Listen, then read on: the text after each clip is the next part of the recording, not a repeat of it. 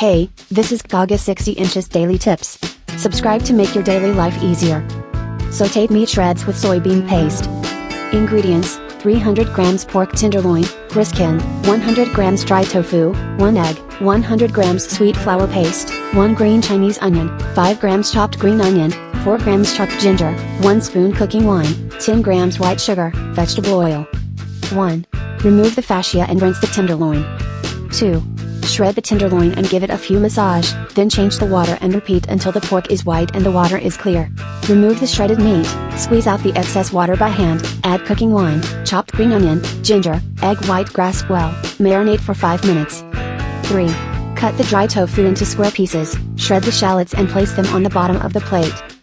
4. Heat up a non-stick wok with vegetable oil. Heat the oil until it becomes hot. Add the marinated shredded meat and stir fry. 5. Let the shredded meat change color and shovel out for later use. 6. Brush wok, add a little vegetable oil, put sweet bean paste in low heat until dark, add sugar and continue to fry. 7. Until the sweet bean sauce is thick and bubbling, add the fried shredded pork.